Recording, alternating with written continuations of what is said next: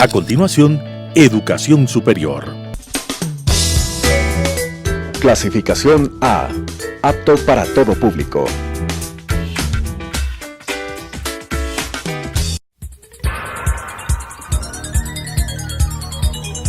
Las opiniones vertidas en este espacio por la producción y dirección del programa son de exclusiva responsabilidad de sus autores y de quienes intervienen en ellos. Telesucesos Canal 29 UHF presenta Educación Superior, un programa que trata del aseguramiento de la calidad de la educación superior con la conducción del Dr. Gustavo Estrella. Educación Superior.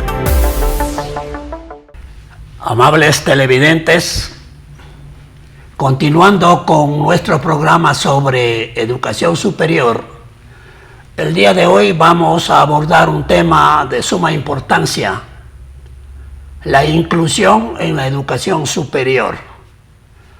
Para abordar este tema hemos invitado a la doctora Ruth Zambrano, prestigiosa educadora, quien nos va a iluminar, por así decirlo, con sus conocimientos sobre este tema. La doctora Ruth Zambrano es psicóloga educativa. Ha hecho estudios de doctorado en educación en la Universidad del Rosario en la República Argentina. Tiene 7 estudios realizados en programas de posgrado sobre educación. Ha sido rectora y profesora en varias instituciones educativas. Y actualmente es catedrática e investigadora en la Universidad Indoamérica. Gracias, Ruth, por aceptar la invitación a este programa y buenos días. Gracias a ti, Gustavo. Bien, para poder abordar el tema la inclusión en la educación y particularmente en la educación superior, primeramente, Ruth, enfoquemos las partes conceptuales. Primero, ¿qué se entiende por inclusión? ¿Cuál es el ámbito, hasta dónde llega este término? Bien, definiciones como tal hay varias y las conocemos, las manejamos. Sin embargo, me enmarcaré en algo concreto que lo he extraído de un documento del Ministerio de Educación, en un proyecto que está allí y lo he estudiado. En el sentido de que la inclusión es nada más que reconocer a cada uno de los individuos desde la particularidad y no desde la discriminación. Esto nos lleva básicamente a nosotros como docentes, que entiendo que tú como catedrático y maestro que también has sido en algunas universidades, pues nos obliga a cumplir un papel fundamental, reconociendo la individualidad, reconociendo las necesidades que cada uno de nuestros estudiantes tiene. Y básicamente muchas veces nosotros en nuestro trajinar de la vida entendemos que en cada espacio educativo nos hemos sentido libres de actuar, nos hemos sentido libres de sentir, de ser, de reaccionar, y esto nos ha permitido adquirir un sentido de ser inclusivos en el contexto en el que nos hemos desarrollado. Y básicamente a esto se refiere lo que es inclusión, a que tomemos la individualidad de nuestros estudiantes, no solo desde el sentido de que es un alumno, un estudiante, uno más en el aula, sino más bien en el sentido de reconocer sus particularidades, reconocer lo que él es como individuo. Por eso la inclusión en este campo, en este nivel que nosotros estamos hablando, y muy bien traído, y te felicito, Gustavo, que estés abordando estos temas que tan interesantes son en esta coyuntura en la que vivimos los educadores, pues nos compromete día a día a hacer y a crear nuevas dinámicas, nuevas estrategias, nuevas herramientas que conlleven a que esta inclusión no solamente se dé en nuestro campo educativo, sino que abarque a toda la comunidad, que beneficie a toda la sociedad. Bueno, podríamos decir entonces que la inclusión es el respeto a los derechos individuales. Así es. Para que haya una armonía, una convivencia pacífica y tranquila, respetando lo que tú muy bien manifiestas, la identidad. ¿Qué se entenderá entonces por identidad? Pues como la cédula nos dice, nuestra cédula de identidad es la huella particular que tenemos los individuos de ser y no parecernos a ninguno.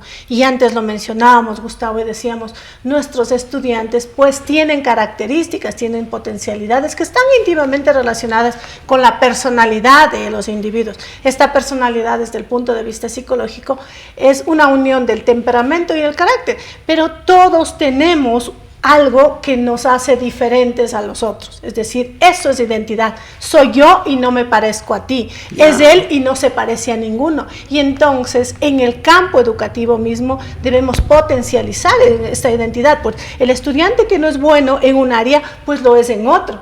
Esto significa inclusión, identidad, porque están íntimamente ligados estos dos. La identidad lo hace y permite que nuestro estudiante pues se sienta único, pero también se sienta incluido en el contexto social, en el contexto educativo en el que se está desarrollando. En este sentido, la identidad en el ser humano, en el individuo y particularmente en el estudiante es múltiple. Así es, la identidad no es múltiple, la identidad es única. Pero sí dentro del proceso de inclusivo podemos hacerlo en múltiples contextos. A eso me refiero. Hay múltiples conceptos, contextos. ¿no? Contextos. Ajá. Muy bien. ¿Cómo manejar entonces la diversidad de identidades? Esta multiparticularidad que tendríamos los seres humanos de la diversidad de identidad. ¿Cómo se puede manejar eso? Entendiendo básicamente lo que decíamos hace un momento. Tratar a nuestros estudiantes en el contexto educativo tal y cual son formados, porque ellos vienen con una predisposición, recuerda, la predisposición genética. Sin embargo, la identidad como tal, la inclusión como tal, lo adquiere en el contexto.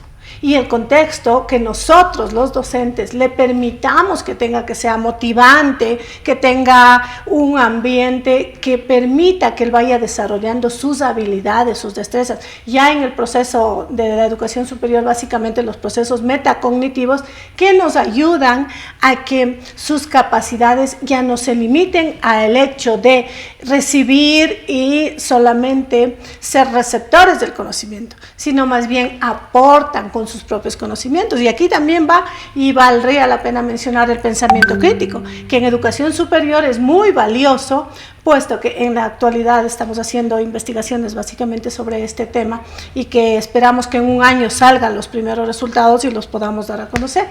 Pero dentro de este proceso, el pensamiento crítico ya como proceso metacognitivo permitirá a que nuestros estudiantes aporten algo más, no se queden en el hecho de recibir teóricamente, porque las redes sociales y el mismo internet, que la coyuntura nos obliga ahora, les da toda la información teórica, pero esta práctica que solo se vive en la interacción del aula, en la relación que tiene el docente con el estudiante, pues necesariamente permitirá que el estudiante se haga creativo, que eso es lo que nosotros pretendemos.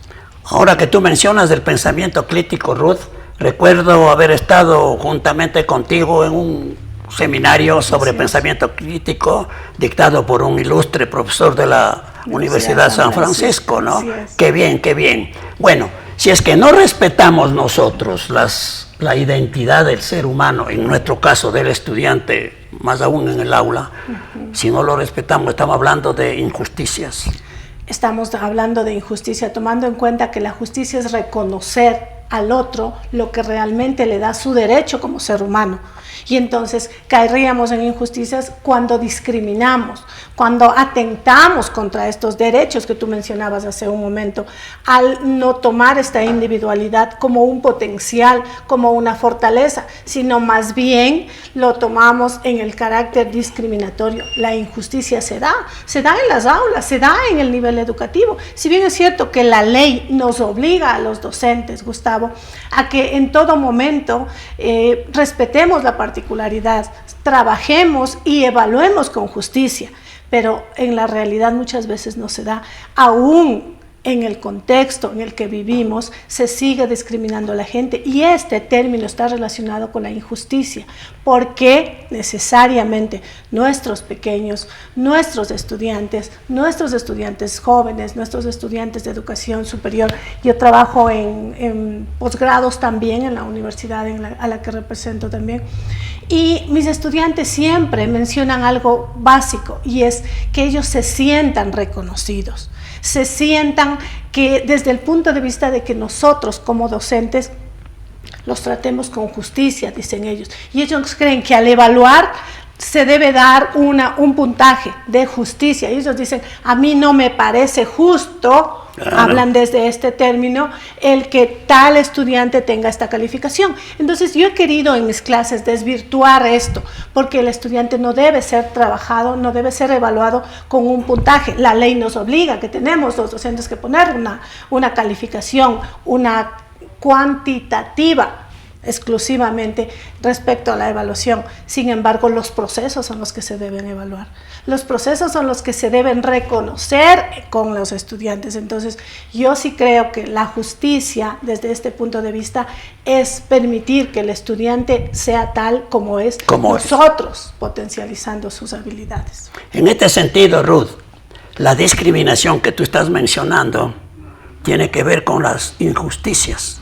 Bueno, entonces pongamos sobre la mesa, ¿qué mismo es la discriminación entonces? La discriminación es netamente actuar bajo mis prejuicios. Eso es discriminar. Bajo el prejuicio de uno. Mis prejuicios, o sea, los prejuicios particulares de que un individuo está conceptualizando al otro.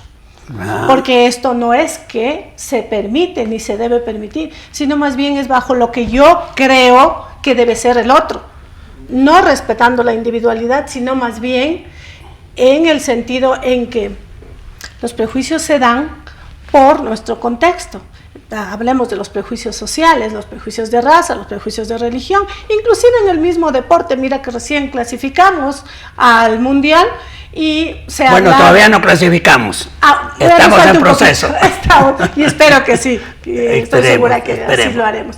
Pero sin embargo, dentro de esto, que también involucra al sistema educativo, claro, se dan los prejuicios. Porque todo el mundo esperaba que Argentina y otros países que son potencias mundiales dentro del deporte, pues sean los primeros. Y tuve una experiencia, te comento en uno de mis estudios, que estuve y que tú lo mencionaste en el doctorado de Argentina.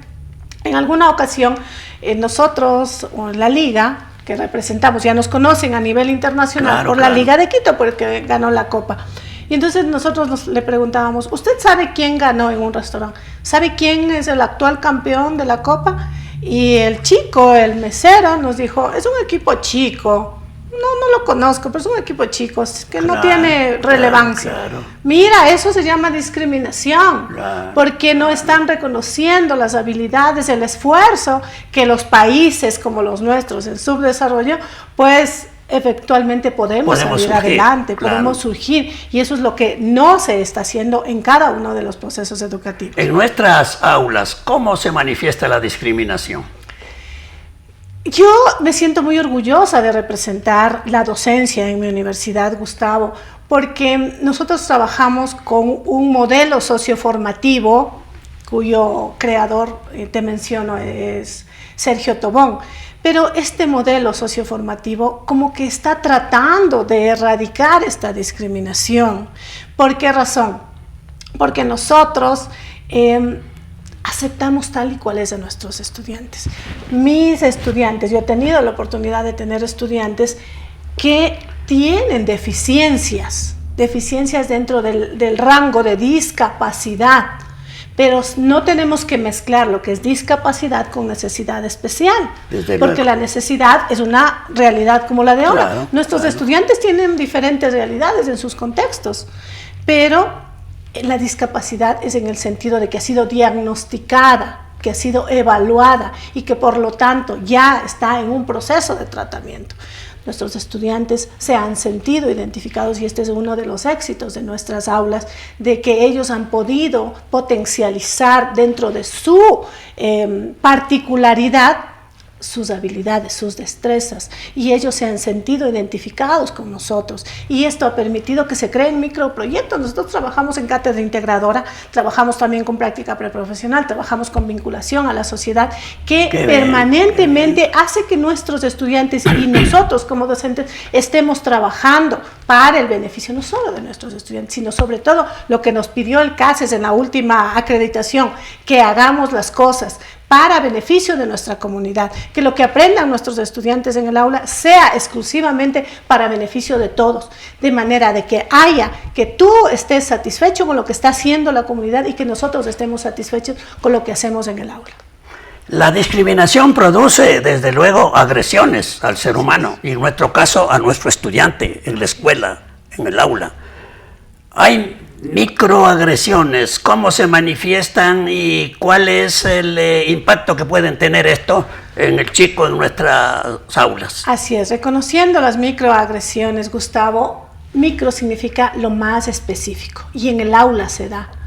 Básicamente, como te dije, ventajosamente en nuestro contexto, porque estamos nosotros, nuestras autoridades han trabajado muchísimo. Recién aprobamos un diplomado que tuvimos la suerte de aprobarlo gracias a la gestión de nuestras autoridades. El lunes anterior nomás fue la incorporación de todo este proceso, pero en las particularidades, porque como bien lo mencionaste hace un momento, me he desempeñado en algunas instituciones educativas en las que sí he sido testiga de estas microagresiones con los niños, con los jóvenes, con nuestros hermanos colombianos, con nuestros hermanos venezolanos, que ellos no son tratados desde la misma perspectiva que se le trata al ecuatoriano.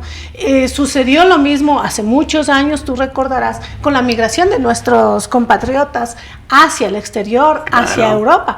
Exactamente en esas mismas condiciones se está tratando ahora a nuestros hermanos, y sí es bueno llamar a la reflexión de que la condición que tenga, sea de nacionalidad, de raza, de política, no tiene que ser el sello con el que tenemos que tratar a nuestros estudiantes. Entonces, esta microagresión se la da en el aula porque nosotros como docentes no creamos la conciencia en nuestros pequeños. Los pequeños, como su naturaleza es, ellos son crueles, pero no son crueles porque son malos dentro de su personalidad. Claro. Son crueles porque es así, el ambiente su es así, contexto. ¿no? La sociedad, y entonces ellos así hacen lo que miran, y así tratan a sus compañeros, y así tratan a los niños de otras nacionalidades. Mira que a los compatriotas de otros países no se les da las mismas oportunidades ni se les paga el trabajo como tiene que ser, como dice la ley, aprovechándose de la condición de que no están documentados. Claro, son vulnerables, ¿no? Son vulnerables. Estos papás que están trabajando en la calle, estos padres tienen a sus niños, tienen a sus hijos, jóvenes y adolescentes en las universidades públicas, y las universidades públicas sí tratan y maltratan al estudiante, particularmente porque no está dentro del contexto que esperamos, que es ser ecuatoriano. Muy bien.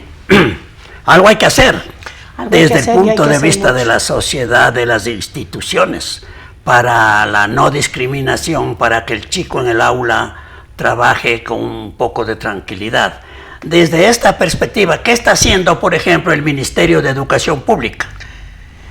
A ver, yo no trabajo en el Ministerio de Educación, luego, pero he tenido la oportunidad de trabajar y involucrarme en algunos proyectos. Actualmente justo la universidad nuestra está en un proyecto de capacitación, una licitación para capacitar a los docentes sobre esta coyuntura de inclusión en la pandemia. Pero ¿a qué me refiero con qué podemos hacer? Crear microproyectos, crear conciencia en nuestros estudiantes, trabajar con ellos. Por ejemplo, en mis clases nosotros cada semestre creamos los microproyectos de solidaridad en donde salimos a la comunidad a visitar, te menciono, los asilos de ancianos, a visitar exclusivamente los espacios donde se dan los retardos mentales. Y entonces el Ministerio de Educación ha creado un proyecto, a lo mejor ustedes lo conocen, yo lo he leído, que se llama Respiro Dignidad e Inspiro Inclusión.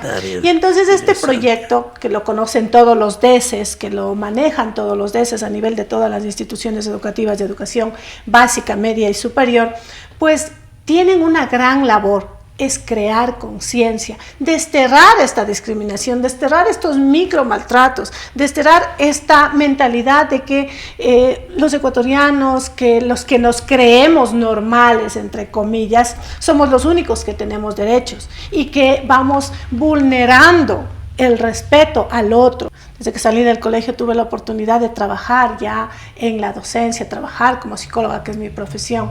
Y entonces en este campo, en educación superior, estamos haciendo mucho. Particularmente en mi institución estamos haciendo mucho. Estamos trabajando, te mencionaba hace un momento, en vinculación a la comunidad. ¿Qué estamos haciendo particularmente nosotros? Te comento. Estamos creando un proyecto que se llama capacitación a las instituciones educativas, a sus docentes, dándoles la formación pertinente en herramientas tecnológicas. ¿Por qué? Ha dado nuestra educación un brinco de una década. Antes trabajábamos con algunas herramientas digitales. Hoy la coyuntura nos dice que tenemos la obligación de crear o aprendes, trabajar con herramientas digitales. Entonces, esto estamos haciéndolo todos los días miércoles, particularmente nosotros, por ejemplo, con los estudiantes de séptimo, de octavo, estamos trabajando, capacitándoles a ellos para que ellos sean los socializadores en las instituciones educativas. Estamos buscando instituciones educativas en las que podamos capacitarlos. Entonces, una invitación a todas las instituciones particulares, fiscomisionales, de carácter público sobre todo, en donde nosotros estamos brindando esta capacitación con nuestros estudiantes, pero ¿qué garantizamos? Garantizamos que el estudiante a quien llega finalmente este medio se sienta beneficiado y que nuestros docentes se sientan incluidos, se sientan en una sola red, cosa que cada proceso tiene una lógica, tiene una secuencialidad. Nuestro punto de vista, nuestro punto final de este proyecto es que se beneficie nuestra comunidad. A propósito de la comunidad y de la vinculación con la comunidad que tú has manifestado en los programas que están llevando a cabo tu universidad, ¿cuán receptiva es la comunidad, la sociedad, o por lo menos del grupo objetivo al cual ustedes han apuntado o han llegado, para poder mejorar esta cuestión que nos preocupa hoy, la cuestión de inclusión social? Mira que si hay aún muchísimo recelo dentro de este proceso, porque yo creo que es más bien la acumulación de trabajo en el sector educativo, básicamente, porque el docente ahora ya no se dedica exclusivamente a la cátedra. Ahora el docente, dentro de su contexto, hace otras actividades paralelas a la de docencia, pero también es importante que entendamos: si nosotros planificamos actividades, planificamos proyectos, planificamos específicamente beneficios para nuestros estudiantes, sí creo que esta receptividad va a llegar con mayor aceptación. Muchas gracias, Ruth. Tus conceptos son plenamente pedagógicos, didácticos, los que tú manejas y los que manejan en tu universidad, por lo que me permito felicitarte y felicitar a tu universidad. Ha sido un placer tenerte en este programa. Ojalá podamos tener la suerte en otra oportunidad de que nos acompañes. Con mucho gusto. Estimados televidentes, hemos presentado en el programa Educación Superior el tema la inclusión en la educación superior. Les agradecemos su atención y les invitamos a nuestro programa. Gracias. Las opiniones vertidas en este espacio por la producción y dirección del programa son de exclusiva responsabilidad de sus autores y de quienes intervienen en ellos.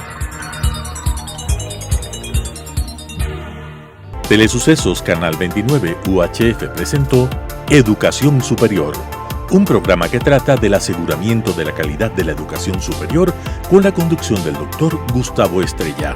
Educación Superior.